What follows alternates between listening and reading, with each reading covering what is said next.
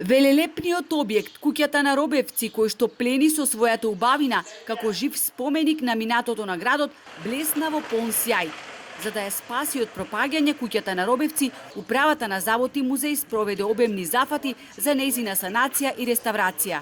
Недоволната грижа и за поставувањето на еден од најзначајните и најрепрезентативни објекти од старата градска архитектура ја довело куќата на Робевци во исклучително лоша состојба. Објектот во кој се наоѓа и златната соба со околу 500 златни предмети постари од 25 века, потоа златната маска, како и сите други највредни археолошки предмети, постојано биле изложени на влага. И не само тоа, при врнежи не само што прекиснувало, туку водата влегувала внатре во спомен куќата.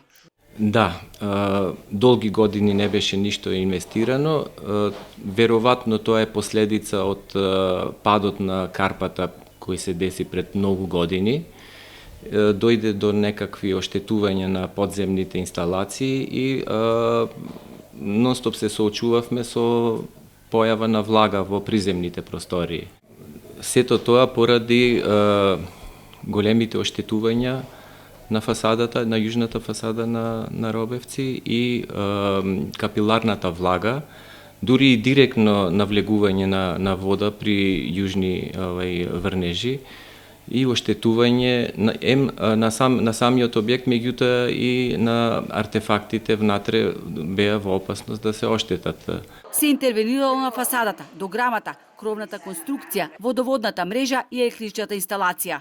Станува збор за еден од најголемите проекти за кои досега се издвоени 3 милиони денари. Особено внимание се обрна на безбедноста на објектот поради непроценливата вредност на експонатите.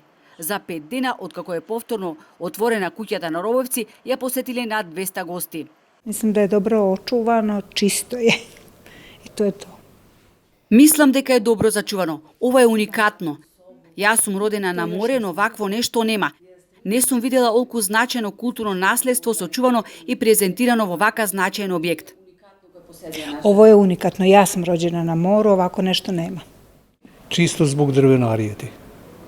Чуo sam da je lepo, pa sam došao. Дрвенаријата, тоа е она што ме интересира. Слушнав дека тука има репрезентативна одаја во дрворез. Она што го видов е зачудувачки и убаво.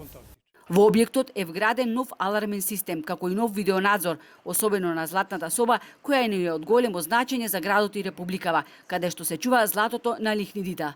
Според зборовите на Пачев, овој објект не е соодветен за презентирање на археолошките експонати. Поради тоа се очекува градот што поскоро да добие археолошки музеј, каде ќе биде изложен голем број предмети кои се наоѓаат во депоата далеко од очите на јавноста.